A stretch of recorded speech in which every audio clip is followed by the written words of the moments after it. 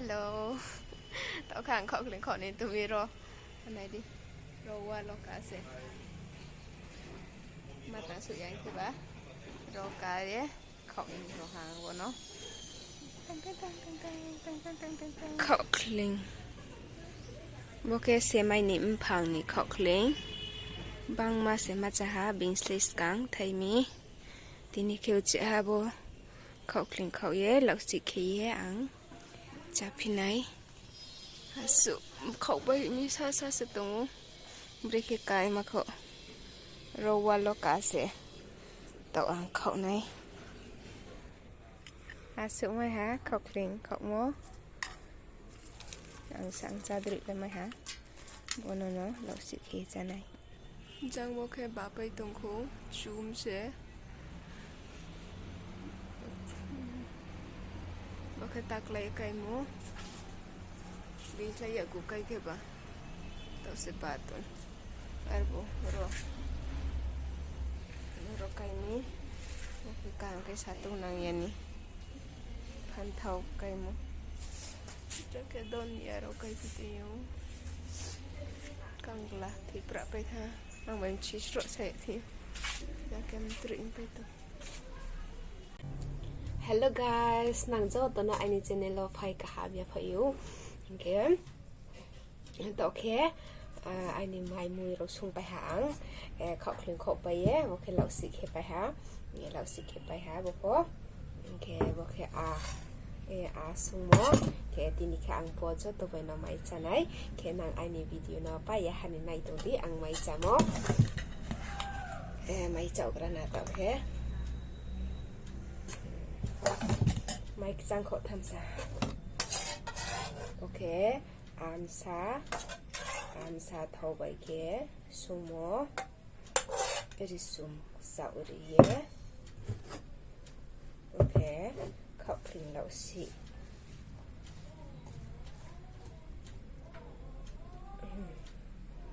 Ini ke bo mong noi pe no ang mai cha nai. Te ayong mo tungu arpo ayong mo le chasia ke dong mai cha kana ke mai cha ni skang ang ison thio moi su ma sang rana sa nai sing tung de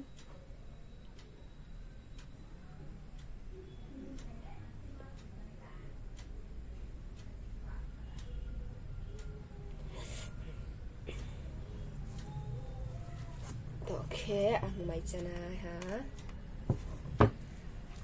thau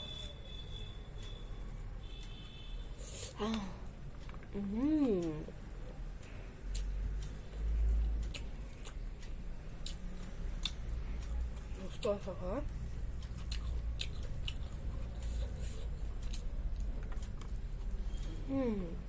맛있어 hả?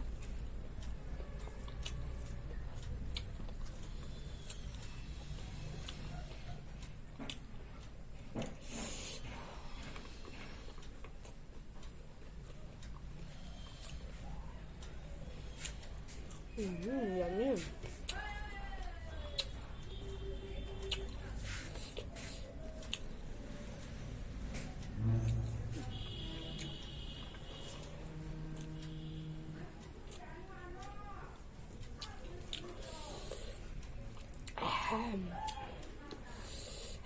Dầu ra cái mùi của thầu phi á mùi dầu mà cái kiểu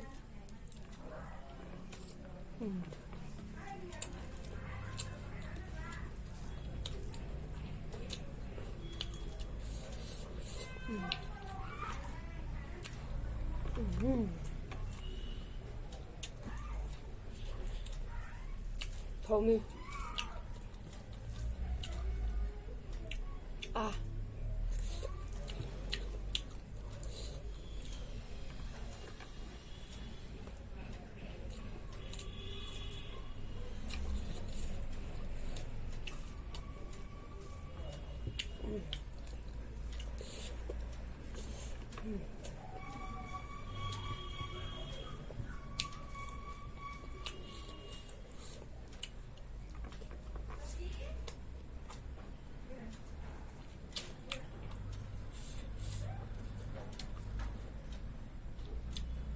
Xiaomi thì khóa mà nồng cái này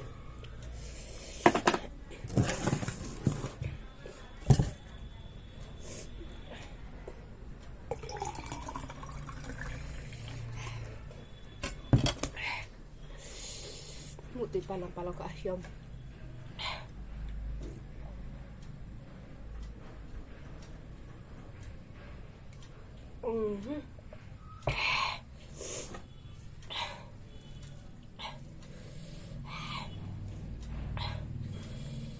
Có à xuống nó hơi xèo hả? Liệu sự không nó xèo hả thấm ngủ tôi sẽ phải gọi là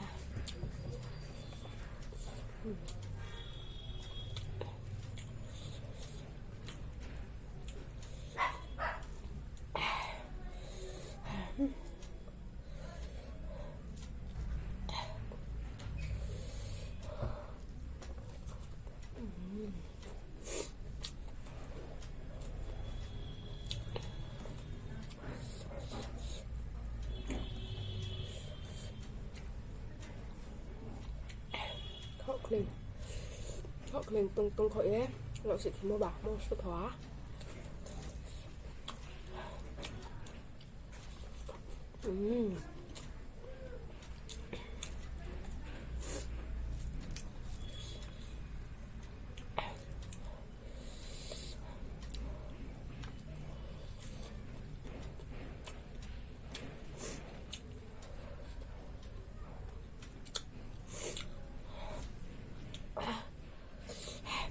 thì con ta phải khổ không ra cùng cái sẽ muốn khổ này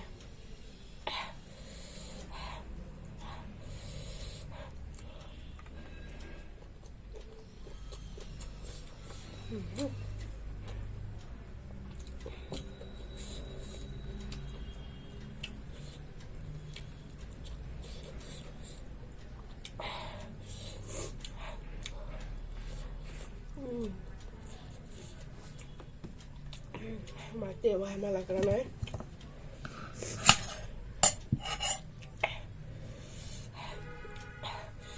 thì hôm nay cái này xíu nữa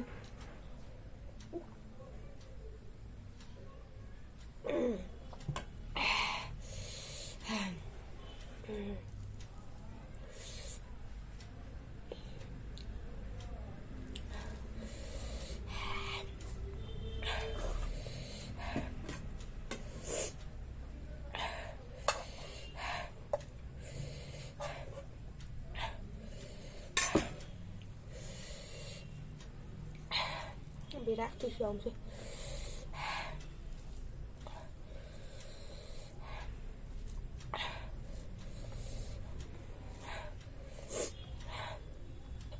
khaukhling lẩu dịp bạ ra này hiếm thấy một sẽ xíu miếng thầu một bữa thì sẽ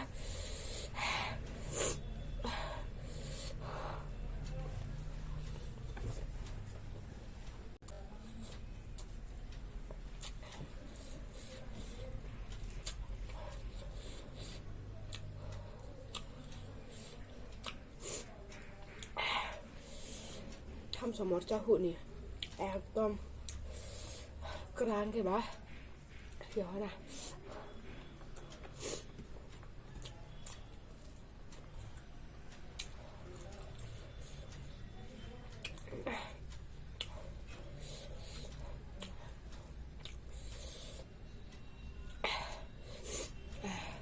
mùi thọ nên cái lẩu sữa đậu thọ nên cái bên mày nắng lắm tham gia xéo xa thì most thằng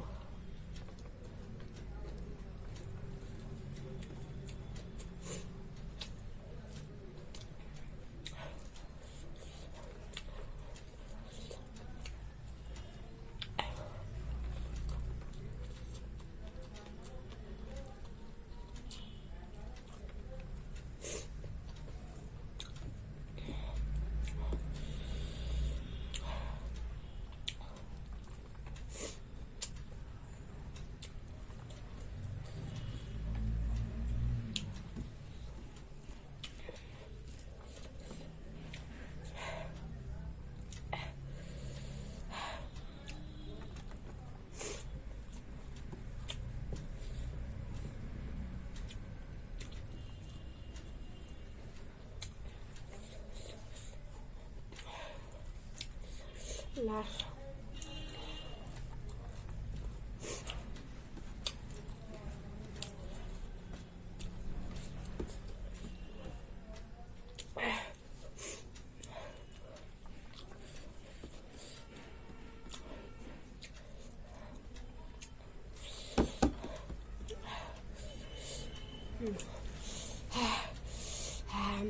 must so ha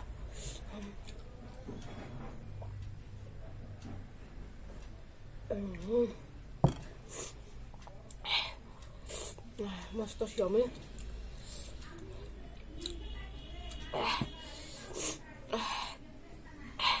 con sao cũng mẹ họ xíu hàng mày chậu ra phải hám thế nên giờ tụi nó khắc trong con giáo anh video nó bay hàng này tụi mình bỏ thằng đó anh mày cho mình video lắm rồi nó bay đây ha cái nào cho tụi nó khắc ra ha từ ha ok next anh video mà lại thế này cho tụi nó tata bye bye